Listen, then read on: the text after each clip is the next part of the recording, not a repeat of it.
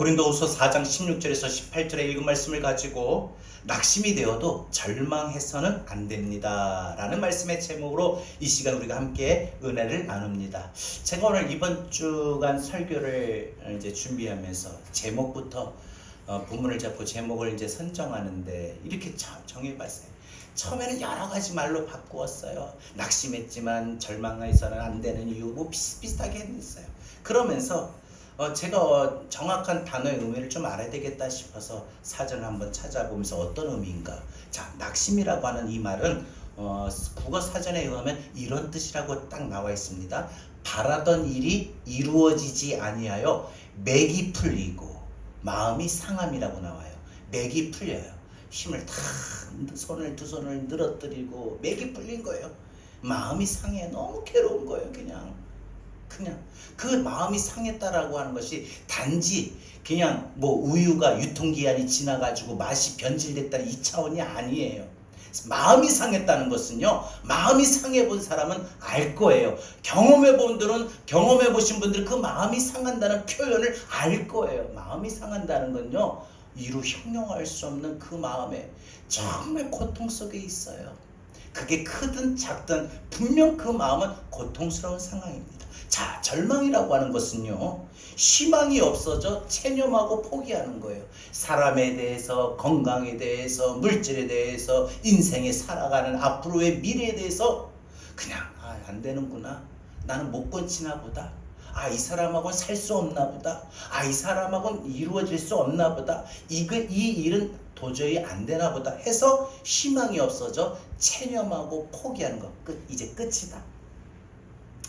여러분, 끝이다라고 하는 이 말이 참 너무나 슬픕니다. 끝이다라고 하는 이 말이 너무나도 마음이 아픔을 참 느끼게 합니다. 절망이 끝입니다. 낭망이라고 하는 이 말은 조금 여러분 비슷한 말이지만 희망을 잃어버린 상태예요. 그러니까 낙심이든 낭망이든 희망을 잃어버린 상태, 마음이 상한 상태지 절망까지는 안 가요. 다시 말해서 포기하진 않아요. 체념하진 않아요. 한마디로 말하면 끝났다, 끝이다, 이게 없어요. 아직은. 그래도 막연하게 뭔가의 희망이 있고 뭔가의 소망을 기대합니다. 낙심은, 낭망은. 하지만 절망은요, 그런 희망조차도 아예 놓아버리고 잃어버리고 아예 잃어버리는 없는 상태입니다. 그러니까 여러분, 살다 보면 왜 낙심될 일 없겠습니까? 사람 때문에 낙심될 일도 많고요, 내 모습 건강 때문에도 낙심될 일이 많고, 내 형편과 처지를 바라볼 때 생각할 때 낙심될 일이 참 많아요. 마음의 용기를 잃어버릴 때 많고, 맥이 풀리고 마음이 상할 때가 많아요. 하지만 그 낙심을 방치해서 절망까지 가게 해서는 안 된다는 거예요. 우리가 믿음으로 낙심은 했지만 낙심이 되어도 절망만큼은 해서는 안 된다는 거예요. 왜? 절망은 끝이거든요. 절망은요, 끝이에요. 아무리 믿음의 사람도요, 절망했을 때는 끝임을 느끼게 됩니다. 끝이라고 여겨지고 끝이라고 느끼는 순간 그때 믿음의 끈도, 믿음의 손마저도 놓아버립니다. 나 붙잡어 하고 간신히 붙잡았는데 맥이 풀려요. 손에 힘이 풀려요. 그리고 이제 안 되나 보다 탁 하고 손을 딱 놓아버리는 상태가 절망이죠. 낙심과 절망은 그래서 살아가는 동안에, 내가 살아가는 동안에 의욕, 내가 내 자식들 때문에 열심히 살아야지. 내가 우리 교회 때문에 열심히 목회를 해야지. 내가 어떤 것 때문에 이런 이유로 내가 열심히 해야지라는 그런 의욕이, 그런 용기를 잃어버리게 합니다. 낙심이 되면요, 삶의 의미가 없어요. 삶의 의욕이 없어요. 그러니까 마음에 내가 왜 사는지, 전에는 분명한 목적의식이 있었거든요. 난 내 자식들을 위해서 산다. 안 그러면 내 건강을 위해서 산다. 이렇게 운동한다. 안 그러면 내가 이 어떤 나중에 좋은 삶을 위해서 이렇게 열심히 노력한다. 라고 하는 이런 동기부여가 있기 때문에 열심히 목적의식을 갖고 살아갑니다. 하지만 낙심하게 되면 그리고 절망의 상태에 이르게 되면 끝이다라고 느껴지는 순간 모든 삶의 의미와 의욕과 목적은 없어지게 됩니다. 그리고 멀쩡했던 사람마저도 근심하게 되고 걱정하게 되고 불안하게 되고 절망의 노예로 만들어버리기가 쉽다는 거예요. 그냥 돌아서면 절망이 돼요. 또 돌아서면 불안해요. 또 돌아서면 근심이 돼요. 조금 괜찮다가 누군가의 위로를 듣고 안 그러면 하나님의 말씀을 보고 기도를 하고 예배를 드리고 할 때는 조금 나아지는 것 같은데 또 돌아서면은 다시 또 불안이 엄습해오고 근심이 되고 걱정이 되고 나도 모르게 절망이 되고 이게 얼마나 반복이 되는지 몰라요. 그게 왜 그럴까? 그 근심에 걱정에 불안에 절망에 노예가 되었기 때문에 그렇다는 거예요. 쉽게 떨쳐버리지를 못하고 있다는 것이죠. 사도 바울은 고린도후서 4장 1절과 8절과 16절에 3번씩이나 우리는 낙심하지 않는다라고 했습니다. 사도 바울이 본문에서 이렇게 말했던 이유를 가만히 생각해보면 사도 바울에게도 살아가는 동안에 그의 인생에 낙심할 이유가 있었다는 것이죠. 자신도 낙심했었다는 것을 말하고 밝히고 있는 것이죠. 여러분, 실상 교회에서뿐만 아니라 성경에서도 많은 사람들이 우리가 인물을 찾아보면은 그렇게 훌륭한 믿음의 사람도 낙심했던 것, 절망했던 것을 보게 됩니다. 여러분, 모세도 낙심했었습니다. 자신의 그 하나님의 인도하심을 받고 따라오는 그 리더십의 사람들이 반기를 들었어요. 낙심이 되지요. 여호수아도 자신이 모세의 뒤를 이어서 내가 이 이스라엘 백성들을 하나님 인도하신 적과 꿀이 흐르는 가나안 땅으로 잘 인도할 수 있을까? 모든 아말렉과의 전쟁, 모든 싸움과의 전쟁에서 이 여리고성을 정복하고 아이성을 정복하고 하나하나 그 관문을 통과해 나갈 때 여리고성에서 대승을 거뒀지만 아이성에서 대패를 했을 때 그의 승리의 패배를 보고 패배의 실패의 쓴잔을 마시고 그도 낙심했었습니다. 다윗은요, 자신의 가장 사랑하고 가장 아끼고 가장 이뻐했던 그 아들 압살롬에게 배신을 당하고 믿었던 충성스러운 신하들에게 배신을 당했을 때 너무나도 낙심이 되었습니다. 엘리야는 이것이 하나님의 뜻이고 하나님이 날 도와주시겠지 해서 그 갈멜산에서 바알과 아세라 선지자 850명과의 그 대결에서 하나님이 살아계심을 나타내는 하늘에서 기도할 때 하늘에서 불이 떨어지는 그 승리를 맛본 후에 이세벨이 내가 엘리야를 죽여버리겠다 하고 그 소식을 듣고 도망쳐 나갑니다. 도망쳐 나가면서 그가 낙심이 됐어요. 로뎀나무 아래 지쳐 쓰러져 잠이 드는 동안까지 얼마나 낙심이 될 때 그가 하나님 이게 웬일입니까? 내가 하나님의 영광을 나타내고자 한 건데 하나님 왜 이리 숨어 계십니까? 왜 이리 안 계십니까? 왜 이리 내가 쫓겨가야 됩니까? 우리 그럴 때 있잖아요. 기도하고 있음에도 내가 하나님을 열심히 섬김에도 불구하고 하나님이 마치 나를 안 돌봐주셔서 내가 이런 일들이 겪게 되고 이런 상황이 일어나고 이런 문제에 내가 빠지게 된 거 아닌가? 하나님이 정말 하나님이 내 옆에 계셔서 나를 도와주셔야 되는 거 아닌가? 막아주셔야 되는 거 아닌가? 지켜주셔야 되는 거 아닌가? 하나님 도대체 어디 계시는 건가? 라는 거 느껴지는 그때가 있지 않습니까? 엘리야가 그렇게 해서 낙심이 되었습니다. 여러분, 심지어 예수님의 제자들이 낙심이 가득했어요. 예수님이 자신들의 모든 바라던 원하던 구세주고 구원의 주님이시고 바로 자신들의 모든 나라 유대 나라를 지켜줄 새롭게 세울 왕인 줄 알았는데 예수님이 십자가에 달려 못 박혀 돌아가셨을 때 많은 제자들이 낙심이 돼서 뿔뿔이 흩어졌습니다. 여러분, 하지만 그들은 제가 앞에서 말씀드렸던 수많은 성경에 나오는 수많은 많은 위대한 인물들은요, 낙심했었지만 낙심이 되어도 그들은 몰락하지 않았습니다. 여러분, 낙심으로 내버려두면 몰락의 인생을 걸을 수밖에 없는데 그들은 그렇게 하지 않았어요. 몰락하지 않았어요. 그 이유는 낙심이 되어도 절망하지 않았기 때문입니다. 낙심이 되어도 절망하지 않으면 됩니다. 그들은 당당하게 낙심을 극복하였습니다. 그리고 낙심될 때일수록 우리가 어떻게 우리가 살아야 되는지, 우리 마음의 태도를 가져야 되는지 그 본보기를 보여주었습니다. 낙심과 절망, 어떤 특정인들만이 겪는 일이 아니에요. 아픈 사람들만 겪는 일이 아니에요. 문제에 빠진 사람들만 겪는 일이 아니에요. 보통 사람도, 평범했던 사람도, 믿음이 좋았던 사람도, 가정이 평안했던 사람도, 아무 일도 없던 사람들이 사건 TV로 보았던, 지켜보았던, 들었던 많은 사건과 사고에 나는 아니겠지 라고 방심했었고 라고 생각했던 사람도 예외는 아니라는 겁니다. 이건요, 몇 년 전에 오래전만에 이런 일들이 있었던 것도 아니고 오늘의 일도 아니고 그건 늘 있어왔던 일들입니다. 그래서 살다 보면은 어느 누구에게나 앞으로도 언제든지 당할 수 있는 일들입니다. 그런데 문제는요, 낙심이 되어도 절망하느냐 절망하지 않느냐, 여기에 문제가 있고 여기에 차이가 있다는 것입니다. 물론 낙심이 되면 당연히 절망하게 마련이지요. 여러분, 맥이 풀리고 마음이 상하는데 뭐 있겠습니까? 이제 끝이다, 체념하고 포기하는 것밖에 더 있겠습니까? 마음의 감정의 순리대로라면, 내가 처한 내 상황의 형편의 순리대로라면 낙심하게 되면 당연히 따라오는 건 절망입니다. 하지만 낙심이 되어도 절망해서는 안 됩니다. 낙심이 되어도 끝이다라고 여겨서는 안 된다는 거예요. 제가 오늘 말씀을 준비하면서 다음 주에는 이런 설교 제목을 잡았어요.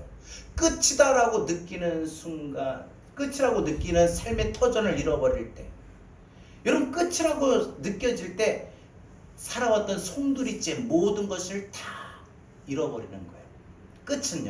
끝은 빼앗기는 거고, 끝은 잃어버리는 거고, 끝은 내려놓는 거예요. 끝이라고 하는 건요. 물론 새로운 시작을 말하기도 하고 다시 시작이라고 하는 말도 하지만은, 끝이라고 하는 이 말에 모든 것을 포함하고 있는 것은 그냥 아무런 노력이나 재기나 일어섬이나 회복이 여러분 없다는 것을 보게 됩니다.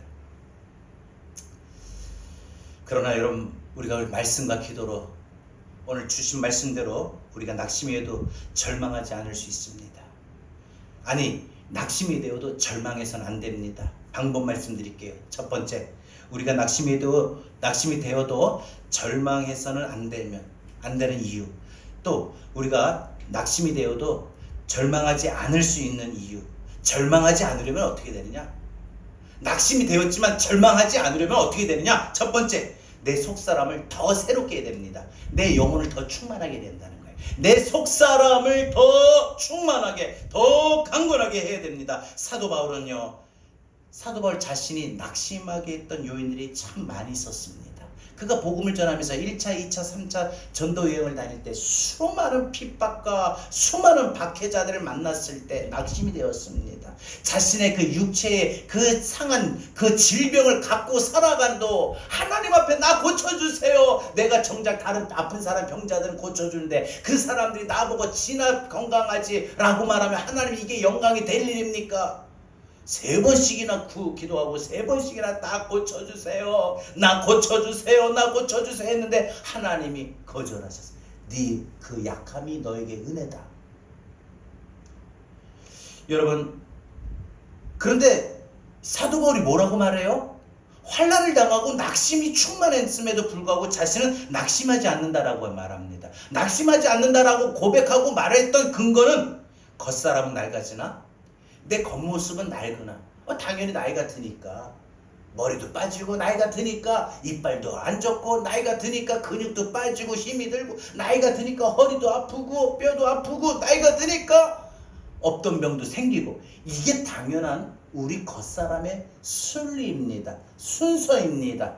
나이가 들어가니까, 몸이 노화가 되니까 나타나는 반응이라고 할 수 있죠. 하지만 겉사람은 낡아지나 속사람은 어떻게 해요? 더 새로워져요. 더 한날을 통해서, 고난을 통해서 내가 예수를 믿는 믿음의 시간이 많이 겪어가면서 모진 풍파를 겪고, 시련을 만나고, 고난을 겪고, 쓰러지고 깨지고 넘어졌다가 다시 또 일어나는 이런 믿음의 오랜 세월을 통하여 내 속사람이 어떻게 해요? 날로 새로워져요. 거꾸로예요. 겉사람은 낡아지나 속사람은 새로워지는 거예요. 그러니까 여러분, 우리가 살다가 절망이 안 하려면은, 우리가 살아가는 동안에 낙심이 되어도 절망하지 않으려면 끝이다. 이렇게 포기하지 않으려면 우리 속사람을 더 중요하게 여기세요. 내 보이는 삶의 상황이 내 보이는 상황이 아니에요. 그래서 오늘 사도 바울이 보이는 것보다 보이지 않는 것에 주목하라고 말하고 있습니다. 여러분, 여기서 겉사람이라고 하는 육적인 존재입니다. 속사람은 영적인 존재를 말합니다. 여러분, 사도 바울이 낙심할 수밖에 없는 분명한 상황임에도 불구하고 그가 낙심하지 않을 수 있었던 것은 그는 속사람을 날로 새롭게 세워지는 기회로 삼았기 때문입니다. 내가 겉사람은 낡아지나 내 속사람은 새로워진다. 여러분, 이 말은요, 다시 말해서 내 겉사람, 내 육체적인 환경, 여러분, 육체적인 상황은 뭡니까? 내 눈에 보이는 지금 나타나는 내 삶의 바운들이 나타나는 사건들, 사고들, 문제들, 근심, 걱정, 염려거리들입니다. 이런 모든 육체적인 요소들이 나로 하여금 낙심하게 하고 나로 하여금 무너지게 할 수밖에 없는 그런 요소들이 많아요. 사업을 해도 잘 안 될 때가 있고, 가정이 화목하게 유지하길 원했지만 가정이 깨어지고 해체가 되는 경우, 아픔도 겪고, 건강하기를 원하지만 자꾸 여기저기 없던 병들이 생기고, 빨리빨리 몸이 치료가 안 되고, 너무나도 이 통장 잔고에 너무나도 조금 계속 언제까지 이 마이너스에 계속 찍혀 있는지 너무나도 힘들어지는, 힘을 잃어버리고, 그런 모든 상황들이 참 많습니다.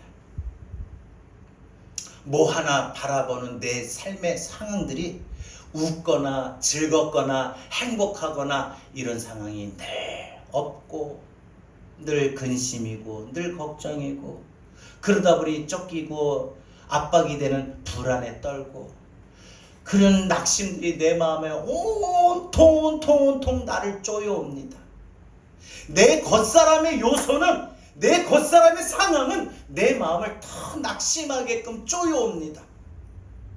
낙심할 수밖에 없는 상황에 놓이게 되고요.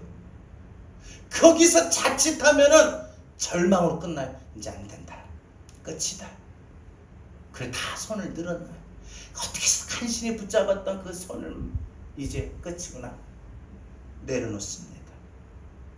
여러분, 우리 겉사람이 낡아지나 속사람이 새로워지나, 속사람이 새로워진다. 이 말은요, 내가 하나님의 말씀과 기도와 하나님의 친밀한 영적 교제로 말미암아 하나님 내 안에 영적인 힘을 부어주시는 것, 마치 에스겔서에 나오는 메마른 뼈들에게 하나님께서 에스겔 선지자를 통하여 대언하셨죠. 메마른 뼈들에게 뭐라고 대언하셨습니까? 생기야 바람아 불어라 들어라. 생기는 뭐예요? 바람은 뭐예요? 성령의 힘입니다. 성령입니다. 다시 말해서 우리가 속사람이 새로워지는 것, 겉사람은 낡고 근심이 될 수밖에 없고 염려되고 아픔이 되고 모든 힘들은 상황밖에 없지만, 그래서 내 마음마저도 절망에 이를 수밖에 없는 상황에 놓여 있지만 하나님의 성령으로 충만하고 하나님의 성령으로 내가 은혜가 가득할 때 보는 시선이 달라지고 생각하는 바가 달라지고 내가 갑자기 자세가 달라져요. 여러분 아십니까?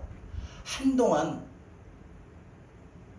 낙심이 되어가지고 아무것도 못할 때 있었죠. 여러분들 경험해 보신 적 없어요? 그러다가 어느 한순간에 뭔가 내가 이래서는 안 되겠다 하고 마음을 다잡고 일어난 거, 자신의 의지일까요? 물론 그런 부분도 있어요. 하지만 하나님의 성령으로 생각하지 못했던 걸 생각하게 하시고, 느끼지 못했던 걸 내 마음속에 두드려 주시고, 처음에 마음을 하나님이 만져주셨겠죠. 약을 발라주고 하듯이. 왜 마치 우리 체하면 옛날 어른들은 등이나 가슴 이렇게 쓰다듬어 주잖아요. 등을 탁탁탁 두드려 주면서 내려가라고.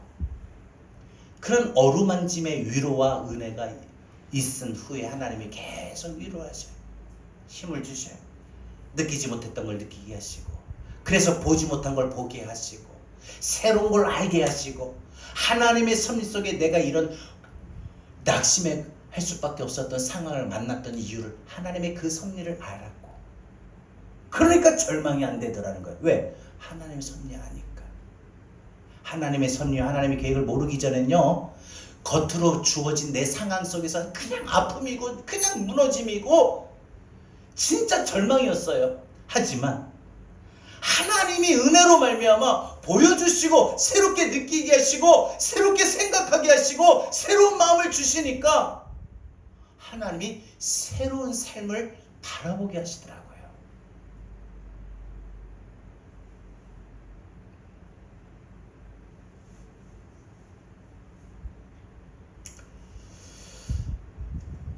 지난주 목사님, 제가 좋아하는 우리 목사님 두 분이 저의 이야기를, 제 상황을 알고 불러요. 밥이나 먹자고. 밥을 먹자고 하시는데 밥이 먹을 그게 없는 상황이고 그런 마음인데도 목사님이 그냥 먼저 그냥 물질로 그냥 딱 보내주시니까 이건 거절도 못하겠고 가야 되는 거예요. 가서 열심히 막 많은 이제 교제를 나누었어요. 무너짐 속에 새로움이 있다라고 말을 하더라고요. 그 말씀 속에서 새로움이 뭘까? 하나님은요, 우리가 무너졌다라고 생각이 들고 느끼는 순간 새로움이라고 하는 하나님은 기회를 우리에게 주시는 분입니다. 여러분, 그래서 우리가 절망하지 않으려면 내 육체의 상황, 겉사람은 낡아서 모든 내 겉의 상황은 낙심할 수밖에 없는 상황이지만 새로운 삶을 나아갈 수 있다는 것을 말합니다.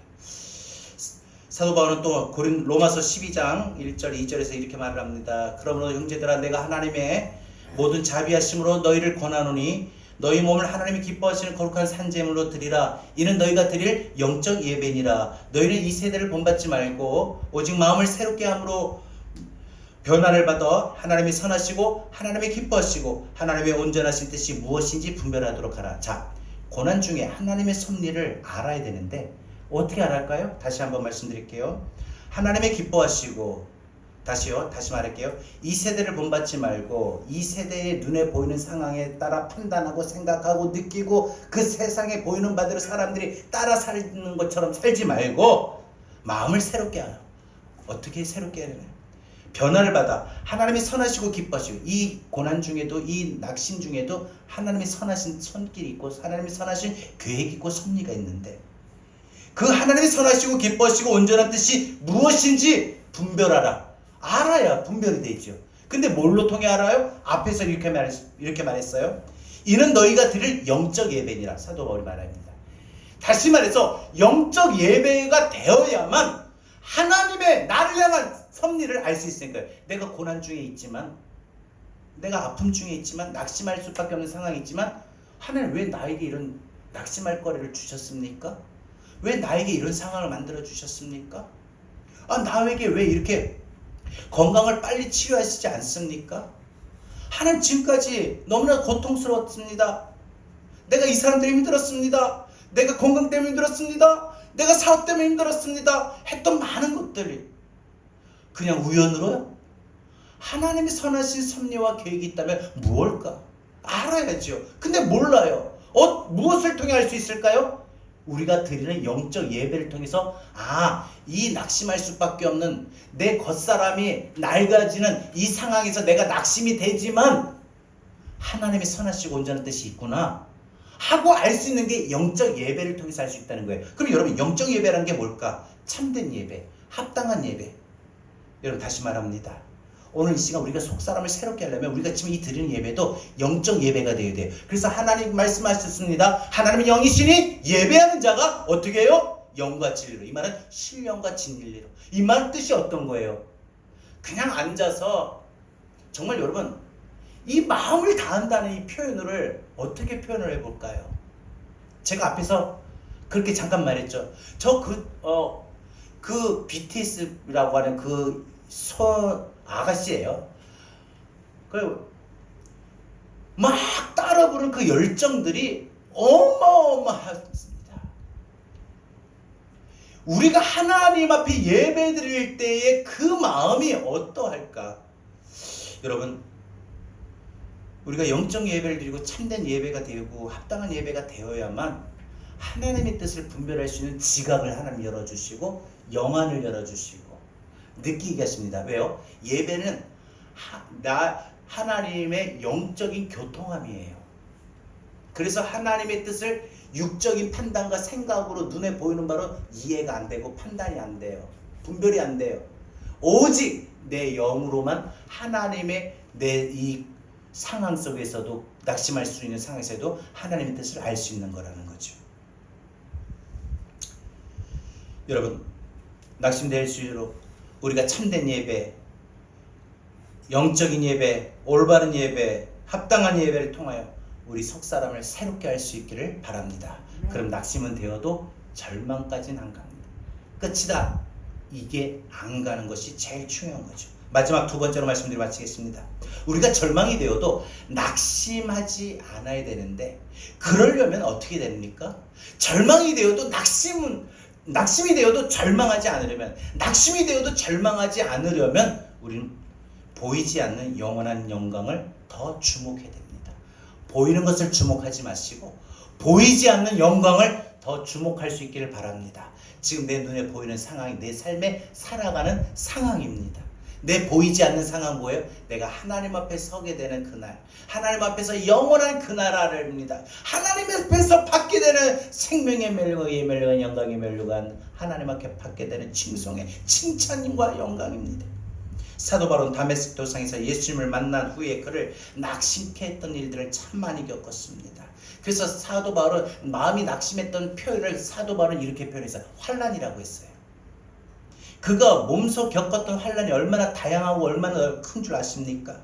그거는 전도 여행을 위해서 평생 혼신의 몸을 다해서 그의 인생을 송두리째 바치면서 많은 나라에 복음을 전했습니다. 교회를 세웠습니다. 그러다 보니까 많이 옥에 갇히기도 했습니다. 매도 수없이 맞았습니다.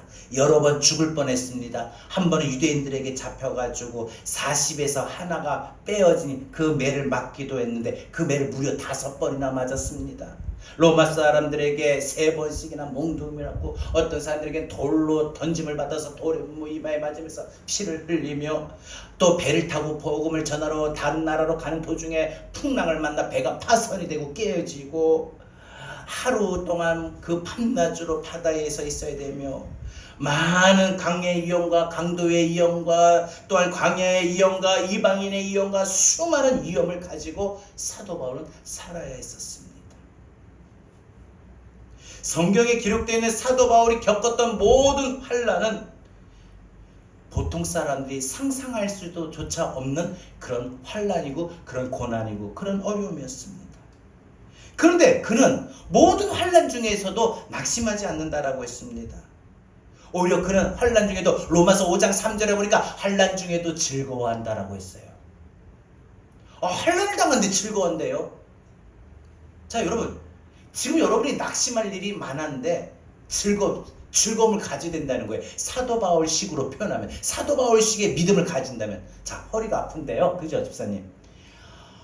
얼마나 고생해요. 진짜 우리 집사님 보면 마음이 너무 아파. 그냥 제 허리가 좀 아파. 약간이라도 얘기해드려요. 얼마나 통증이 얼마나 힘들게 오시고 교회로 오시는 가정도 힘들까? 왜 하나님 나 빨리 그렇게 기도 많이 하고 그렇게 했는데 왜 안 고쳐주셨습니까? 여러분, 이런 육체의 질병을 통해서 당하는 어려움이 있고, 사업을 통해서, 사람을 통해서, 가정을 통해서, 인생을 통해서, 자식 때문에, 아니면 건강 때문에, 물질 때문에 모든 인생의 어려움을 당할 때 사도 바울은 그 환난 중에도 즐거워한다. 왜? 환난만 보는 게 아니라 보이는 것보다 사도 바울은 주목을 했어요. 뭐? 보이지 않는 거. 지금 이게 막 매 맞으면서 왜 나를 때려? 돌을 던졌는데 돌 맞아 피를 흘리는데 왜 나에게 돌 던져?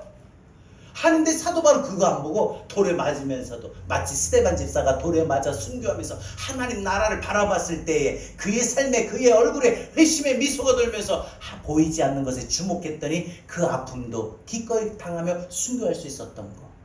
많은 위대한 손양원 목사님, 주기철 목사님, 많은 믿음의 우리나라의 선진 목사님들이 그렇게 순교할 수 있었던 이유, 상황을 보지 아니하고 눈에 보이는 것을 주목하지 않냐고 눈에 보이지 않는 영광을 바라보고 주목했기 때문에. 그러니까 사도 바울이 표현했던, 잘 들으세요. 로마서 5장 3절 정확하게 이렇게 표현합니다. 환난 중에도, 이 말은 뭐예요? 중에도라고 하는 것은 지금 환난을 겪고 있다는 거예요. 현재 진행형이라는 거예요. 예전 과거형이 아니에요. 내가 지금 환난 중에 있는데, 환난에 빠졌는데, 내가 지금 낙심할 일들이 너무나도 많은데, 이 말이에요. 그런데 뭐라고 고백해요? 아, 내가 참아야지. 이게 아니에요. 아, 내가 절망하지 말아야지. 이것도 아니에요. 더 위대한 고백을 합니다. 뭐라고요? 즐거워한다. 제가 이 성경을 가만히 새겨봤는데 그때 꼭 몰랐어요. 환난 중에도 이걸 놓쳤던 것 같아요. 그동안 살아오는 동안. 환난 중에도 여러분, 환난이 지금 겪고 있는 지금 이 시점에도 즐거워할 수 있습니까? 안 돼요. 일반 사람, 보통 사람 안 돼요. 그러면 어떨 때 가능하냐? 보이는 것에 주목하니까 당연히 지금 내가 보이는 거 환난인데 뭐가 즐겁습니까? 가정이 깨진 게 즐거워요? 사업이 안 되는 게 즐거워요? 건강의 회복이 안 되는 게 즐거워요? 시험에 떨어진 게 즐거워요? 취업이 안 되는데 그게 즐거워요? 아니거든요. 환난 중에도 즐거워할 수 있었던 것은 보이는 환난이 아니라 보이지 않냐는, 환난 중에 있지만 비록 보이지 않는 하나님의 영광이 있다. 그걸 주목했어요. 그걸 보았어요. 그래서 사도 바울은 절망하지 않을 수 있었던 것입니다. 여러분, 특별히 사도 바울이 이렇게 절망하지 않을 수 있었던 것, 그가 이 모든 것을 하나님의 은혜로 주목했다는 겁니다. 남미의 선교에 목숨을 걸고 전 인생을 살았던 짐 엘리엇 선교사님의 이야기입니다. 이 엘리엇 선교사님이 이제 남미에 이제 복음을 전하기 위해서 병원을 짓고 학교를 짓고, 그래서 이제 이 복음을 더 많이 전해야 되겠다 해서 이제 1년의 시간이 지나가는 시점에서 공사가 진행되고 있었습니다. 그러던 어느 날 큰 홍수가 나가지고 이 공사가 눈앞에 두고 있었는데 모든 병원이나 학교나 이런 모든 교회, 모든 시설들을 다 휩쓸고 간 겁니다. 눈에 보이는 모든 형태들이 다 사라져 버렸어요. 그런데 이 소식을 듣고 이 엘리엇 선교사님을 위하여 기도의 손길들, 물질을 도움의 손길들에게 낙심이 되니까 엘리엇 선교사님이 먼저 편지를 쓴 거예요. 뭐라고 썼느냐? 나는 하나님 앞에 그날 아침 나의 모든 수고와 나의 땀과 기도가 들어있는 이 모든 시설들을, 선교관, 학교, 병원, 예배당, 이 모든 것을 휩쓸어가는 홍수 속에서 하나님의 세미한 음성을 들을 수 있었습니다. 나는 아직도 너의 하나님이다. 너는 지금도 이 상황에서도 나를 신뢰할 수 있느냐? 이제 나의 모든 수고는 물거품이 되었지만 하나님께서 다시 시작하실 것입니다 라고 편지를 썼어요. 여러분, 사람이요, 조금이라도 일말의 희망이 있을 때는 하나님께도 소망을 두고 하나님께 믿음도 갖고 자신이 해왔던 이 믿음의 생활을 유지할 수 있어요. 일말의 소망도 희망도 전혀 사라지는 절망에 완전히 끝이다라고 느껴지는 이런 모든 상황에 이르게 되면 그렇게 기도해왔던 사람도 그 순간 기도를 안 하게 됩니다. 중단합니다. 하나님을 향하여 늘 감사합니다 고백했던 믿음의 사람도 하나님을 향하여 대적하고 원망하고 불평하기도 합니다. 하나님 어째서 이렇습니까? 여러분, 하지만 이 짐 엘리엇 선교사님은요, 모든 건물들을 싹쓸이 휩쓸어갔던 그 홍수 속에서도 보이는 상황이라면은 아무것도 없네, 내가 지금까지 살아왔는데 이게 뭐냐, 사람이요, 애초부터 없었으면 그렇게 실망이 안 되는데, 오랫동안 유지하고 오랫동안 살아오던 뭐 했던 모든 것들이 어느 순간에 잃어버리고 상실될 때 그 상실감이라고 하는 건요, 형용 못합니다. 차라리 만나지 말고 살지를 말고 했으면 괜찮은데, 그렇게 만나서 살고 했던 모든 것들을 하루아침에 여러분 잃어버릴 때, 내가 건강함을 잃어버릴 때, 내 소중함을 잃어버릴 때,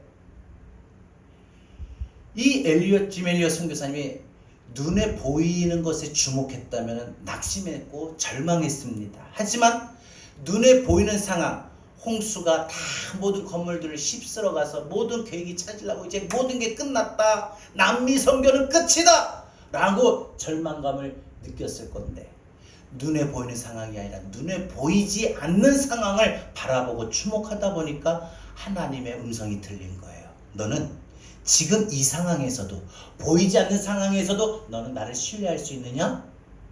여러분, 이 엘리야 선교사님에게 여러분 하나님의 음성이 여러분 우리 살아가는 동안에 우리도 들어볼 수 있기를 바랍니다. 너 지금 이런 낙심 중에도 나를 신뢰할 수 있니? 너 지금 마음에 이렇게 쓰라린 고통이 느끼고 겪고 있는데 지금도 나를 신뢰할 수 있겠니?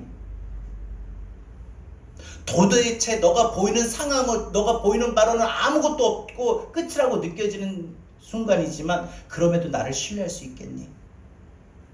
여러분, 건물과 시설과 보이는 것이 사라졌지만 보이지 않는 하나님의 임재를 느끼고, 보이는 것이 사라졌을 때 보이지 않는 하나님의 역사가 새롭게 시작이 되었습니다. 보이는 것에 주목하지 아니하고, 보이는 것에 주목하지 아니하고 보이지 않는 것에 여러분 주목할 때 하나님의 역사가 시작이 됩니다. 잘 듣고 들어가십시오. 잘 듣고 이번 한 주간 생각하십시오. 보이는 것에 여러분 주목했던 것이 사라졌을 때, 보이지 않는 것에 주목하게 되면, 바라보게 되면 하나님의 역사가 새롭게 시작이 됩니다. 그래서 저는 이 시선이라고 하는 찬양에 보면은 내게로 향하여 눈을 돌려, 이 찬양 가사가 참 은혜가 될 때가 많죠. 여러분, 보이는 것에 소망을 두고 주목하는 사람은요, 보이는 것이 사라지게 되면 어떻게 돼요? 낙심합니다. 그리고 절망합니다. 보였던 사람이 사라지면 절망해요. 보였던 건강이 사라지면 절망해요. 보였던 물질이 사라지면 절망해요. 보였던 모든 것들이 사라지면 절망해요. 여러분, 그러나 하나님께 소망을 두고 지극히 크고 보이지 아니하는 것들에 바라보고 주목하고 하나님께로 향할 때 그 인생은 더 가치 있는 것에 의미를 둘 수 있기 때문에 보이지 않는 것에 주목하게 됩니다. 보이지 않는 하나님의 임재와 하나님의 역사하심을 더욱 믿고 의지하면서 하나님 앞에 더 겸손한 마음으로 하나님의 뜻을 이루며 살기를 원합니다 라고 하나님 앞에 하나님의 구원하심을 바라보게 됩니다. 사도 바울은 로마서 8장 24절 25절에서 이렇게 말합니다. 우리가 소망으로 구원을 얻었음에 보이는 소망이나니 보이는 것을 누가 소망하리요? 만일 우리가 보지 못하는 것을 바라면 참음으로 기다릴지니라라고 했습니다.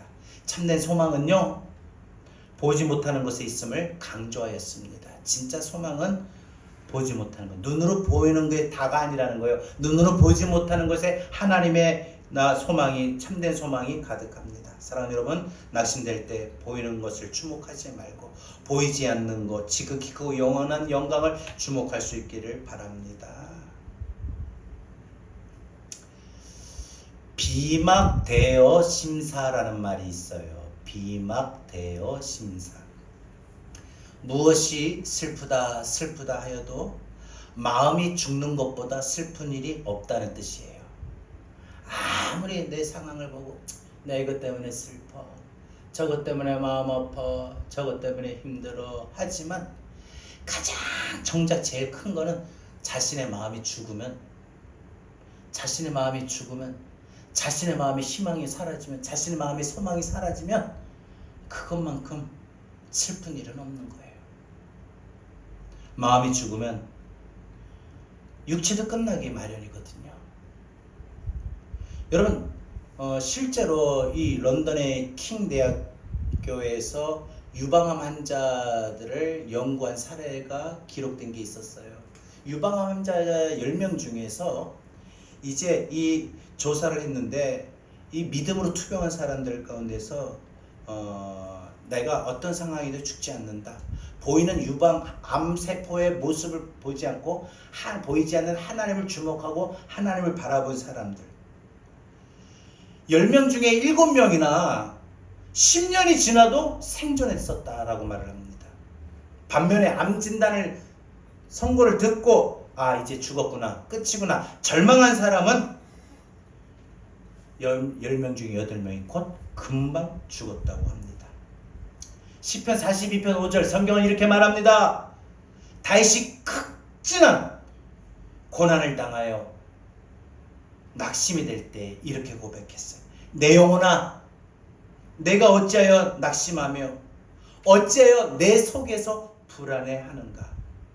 너는 하나님께 소망을 두라. 그가 나타나 도우심으로 말미암아 내가 여전히 찬송하리로다. 환난 중에도 찬송할 수 있고 낙심 중에도 찬송할 수 있는 이유는 절망하지 않으면 됩니다. 절망하지 않으려면 영적인 예배, 참된 예배를 통하여 우리의 속사람이 새로워져야 됩니다. 우리가 절망하지 않으려면 우리가 무엇보다 살아가는 나날 동안 순간순간 보이는 것보다 보이지 않는 것에 더 주목하고 하늘 소망으로 충만할 수 있기를 바랍니다. 여러분, 보이는 것에 주목하니까 실망이 되고 낙심이 되는 거지, 보이지 않는 것에 주목하고 보이지 않는 것에 기대하는 사람은 실망이 안 돼요. 사랑하는 여러분, 어떤 연유로든 낙심될 때일수록 속사람을 새롭게 하기를 바랍니다. 보이지 않는 영광을 주목할 수 있기를 바랍니다. 그래서 낙심이 되어도 절대로 낭망하지 말고 다윗처럼 사도 바울처럼 환난 중에도 내가 여전히, 이 표현을 우리도 쓸 수 있기 바랍니다. 내가 낙심 중에도, 내가 낙심했지만 여전히 자, 여러분, 낙심이 되었지만 여전히 기도할 수 있는 우리 권사님들, 집사님들, 청년들 되길 바랍니다. 낙심이 되었지만 여전히 봉사하고 충성할 수 있기를 바랍니다. 낙심이 되었지만 열심히 여러분 예배를 드리고 말씀을 읽을 수 있기를 바랍니다. 다시 한번요, 내가 여전히. 많은 사람들이 낙심이 당하기 전 괜찮았는데 낙심한 이후로 여전히를 못해요. 그러나 우리는 오늘부터 다윗의 고백처럼 여전히 찬송할 수 있기를 바랍니다. 우리 함께 찬양하고 주신 말씀 붙들고 기도합니다. 사슴이 신의 문을 찾기에 갈급한같이 사슴이 신의 문을 찾기에 갈급한같이 내 영혼이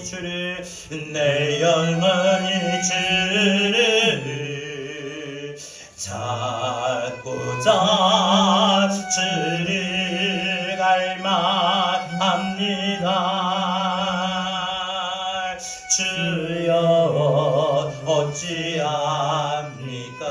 사람들이 하는 말이 내 하나님이 어디 있느냐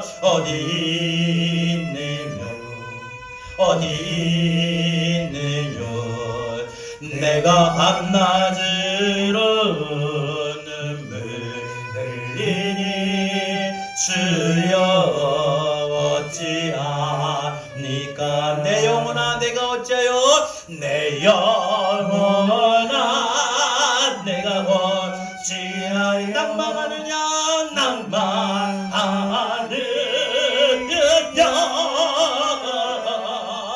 내가 어찌하여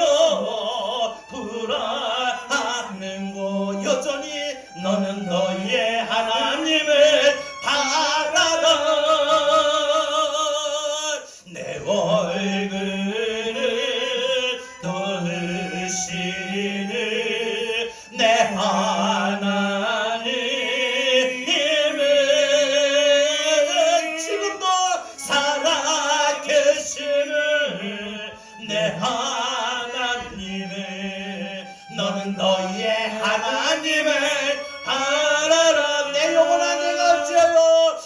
내 영혼아 내가 어찌하여 낭만하느냐 내가 어찌하여 불안하는 곳 너는 너희의 하나님을 바라 하나님을 주목하길 바랍니다. 내 얼굴을 도우시는 내 하나님 날 도와주시고 지금도 여전히 살아계신 하나님을 살아계시는 내 하나님을 너는 너희의 하나님을 바라라. 우리 주신 말씀을 들고 함께 기도합니다. 주여 하나님 감사합니다. 오늘도 하나님의 말씀 붙잡고 이 시간도 저희들이 기도합니다. 하나님 우리가 이 땅에 살아가는 동안에 우리가 하나님을 바란다 하면서도 하나님을 바라보지 못하고 하나님 보이지 않는 것보다 보이는 것에 더 주목하며 살아갈 때가 많았습니다. 하나님 이 시간 저희들이 주님 앞에 언제나 말씀을 드렸고 이 시간 하나님의 말씀 속에서 우리가 깨닫게 하심을 감사드리며 주님 앞에 기도합니다. 하나님 우리가 이 땅에 살아가는 동안 낙심할 일이 참 많이 있습니다. 그럼에도 불구하고 우리가 낙심이 되어도 절망하지 않아야 되겠사오니 하나님이 오늘 우리가 이 땅에서 살아가는 동안에 절대로 절망하지 않으시도록 하나님이 우리에게 말씀을 통하여 깨닫게 하셔서 하나님의 말씀으로 살아갈 수 있는 우리 믿음이 되게 하여 주셔서 우리 소망이 되게 하여 주셔서 아버지 하나님이여 저희들이 아버지 하나님 땅에 살아가는 동안에 하나님 우리가 참된 예배를 통해 우리의 속사람을 새롭게 하게 하여 주시옵시고 또 하나님 우리가 보이는 것보다 보이지 않는 것에 주목하며 하나님의 바라보며 하나님의 하늘의 소망을 바라보며 나갈 수 있는 우리 믿음의 삶이 되게 하여 주시옵소서. 주여 우리를 새롭게 하여 주시고 우리를 잡아 주시옵소서. 주님 도와주시옵소서. 내 영혼아 내가 어찌하여 낭망하느냐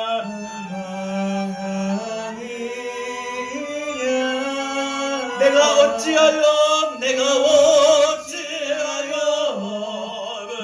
불안하는 것 너는 너희의 하나님을 바라라. 지금까지도 내 얼굴 도와주셨던 하나님 도우시는 내 하나님 지금도 여전히 살아계시는 내 하나님을 너는 너희의 하나님을 바라라. 오늘 이 말씀을 준비하면서 저는 참 이 말을 한번 생각해 보기를 원합니다. 저도 우리 권사님들도 우리 집사님들도 우리 청년들도 이번 한 주간 내가 여전히 낙심이 되었지만 여전히 하나님 바라봅니다. 낙심이 되면 하나님 안 보게 되더라고요. 하나님을 향한 시선이 그냥 닫아버려요. 근데 내가 여전히 하나님을 봅니다. 하나님을 주목합니다.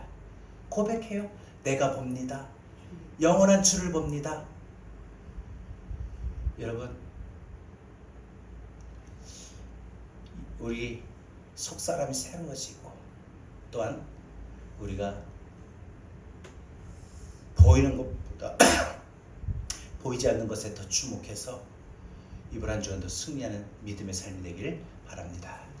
이제는 우리 주 예수 그리스도의 은혜와 하나님 아버지의 극진하신 사랑하심과 보혜사 성령님의 감화 감동 내주 교통하신 은혜가 낙심이 되어도 절망하지 않고 하나님 바라보며 내가 여전히 찬송하며 내가 여전히 기도하겠으며 내가 여전히 주를 섬기겠노라 다짐하고 삶의 현장으로 나가는 우리 사랑하는 모든 성도들 머리 위에 이제부터 영원토록 함께 있을지어다. 아멘.